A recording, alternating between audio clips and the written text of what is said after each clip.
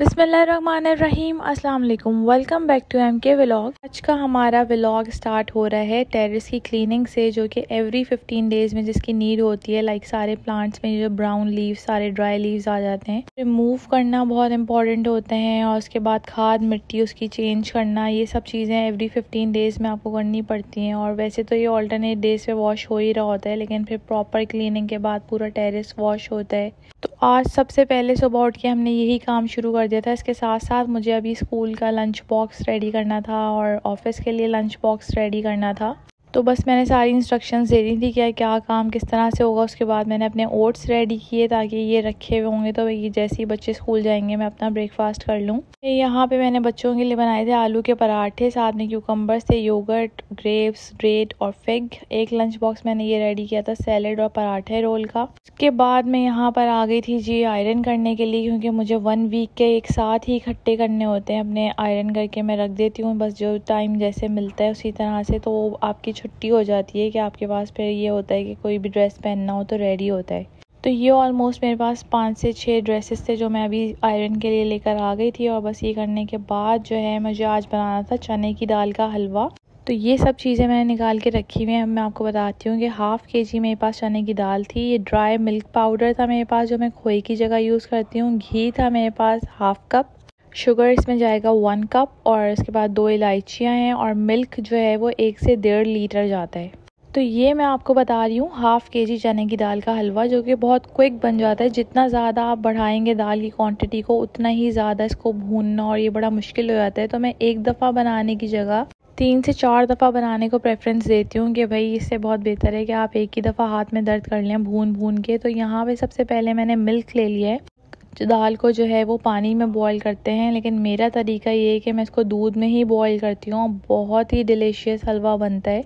तो दूध मैंने पहले 1 लीटर लिया था, उसमें मैंने सारी दाल डाल दी थी जो ½ kg थी। उसके बाद मैंने ½ लीटर दूध और ऐड किया है। बाद मैंने इसको कवर करके रख दिया था। नॉन स्टिकिंग पैन था, लेकिन तब भी आपने हर 10 मिनट के बाद हलवे को चेक करते रहना है। इनफैक्ट अगर हर 5 मिनट के बाद भी चेक कर लेंगे, दाल नीचे से बस लगनी नहीं चाहिए। मीनवाइल मैंने दाल को पकने के लिए रख दिया था दूध के साथ। और इसके साथ साथ मेरा लंच प्रिपेयर मैं कर रही थी बच्चों के लिए। स्कूल से बच्चे आ चुके थे और बस रोटी डाल रही थी साथ साथ। तो अच्छा ये होता है कि जब तक दाल उबल रही होती है आप किचन में ही खड़े रहें, दूसरे काम कर रहे हो, तो साथ साथ आप हलवा भी देखते रहेंगे तो बहुत अच्छा रहता है। क्योंकि दाल एक दफ़ा लग जाए तो टेस्ट अजीब सा हो जाता है। इसके बाद बस मेरे पास फ्रोज़न कबाब थे जो मैंने लंच में उनको बच्चों के लिए रेडी कर दिए थे रोटी के साथ। और यही होता है जब आप इस तरह की कोई चीज़ मेहनत वाली बना रहे होते हैं ना, तो उसमें आपको टाइम बहुत लग जाता है, टाइम टेकिंग बहुत होती हैं चीज़ें। तो आप फिर बहुत ही ईजी सी चीज़ें सोच रहे होते हैं कि लंच में मैं इस तरह से सीख कबाब फ्रोज़न रखे मैं वो दे दूँगी। रोटियाँ तैयार हो चुकी थी। रात का मैंने सोच लिया था कि मैं उनको जो है बर्गर्स बना के दे दूँगी बच्चों को।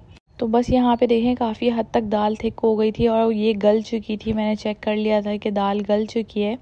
तो अब मैं जो है बादाम चॉप कर रही थी। बादाम इसका बहुत मेन इंग्रेडिएंट होता है। मैं ऊपर से नहीं डालती हूँ, मैं हलवे में भी चॉप बादाम जो होते हैं ना उनको ऐड करती हूँ। बहुत ज़बरदस्त टेस्ट हो जाता है, हर बाइट में आता है।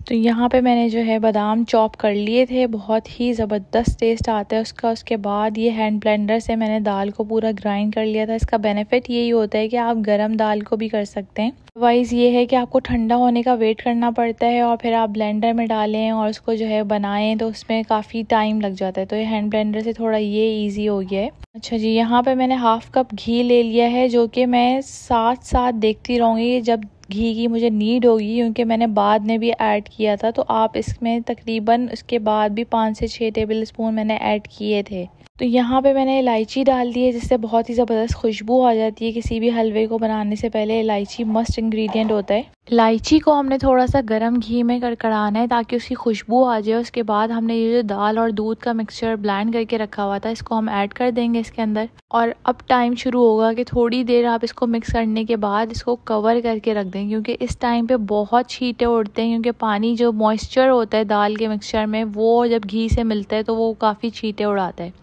इतनी देर में डोर बेल हुई है तो देखा कि अम्मी आ गई हैं और छोटी वाली बहन के साथ बस ये लोग निकले हुए थे। तो अचानक बताए बगैर आ गए। मैंने कहा ये बहुत अच्छा करा है, अब इरहा को थोड़ी देर ये लोग संभाल लेंगे तो मेरा हलवा रेडी हो जाएगा, जो कि थोड़ा सा मुश्किल काम होता है और किसी के आने से ज़रा हेल्प मिल जाती है। तो बस शाम का टाइम हो रहा था और मैंने जो है समोसे और रोल मंगवा लिए थे। बहुत ही ज़बरदस्त मिलते हैं हमारे घर के पास और उसके साथ चटनियाँ भी बहुत अच्छी होती हैं। ये मैंने बर्गर बंस मंगवा लिए थे क्योंकि रात में मेरा बर्गर बनाने का इरादा था जैसे मैंने बताया, और दही भी साथ में मुझे चाहिए था तो वो भी मैंने मंगवा लिया था। इसके साथ साथ जो है ये आ गए थे गर्मा गर्म समोसे और 2 रोल थे जो मेरे बेटे को चाहिए होते हैं। वो समोसा शौक से नहीं खाता है, वरना समोसे सबके फेवरेट होते हैं। और बाकी चटनियाँ थी साथ में। तो बस हलवा तो हमने रखा हुआ था पकने के लिए, तो बस हमने बीच में ये जो है जब तक समोसे एंजॉय करे, चाय बना दी थी मैंने और रोल वगैरह, बड़ा मज़ा आया साथ बैठ के खाने में।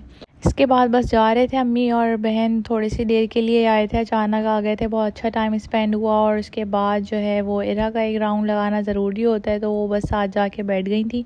जो भी जा रहा होता है उनको एक राउंड ज़रूर लेना होता है उनके साथ, फिर उसको घर ला के छोड़ा। तो जब तक अब ये हलवे की ये वाली पोजीशन आ गई थी कि इसको अच्छी तरह से भूनने का टाइम आ गया था, सारा मॉइस्चर इसका ड्राई हो गया था।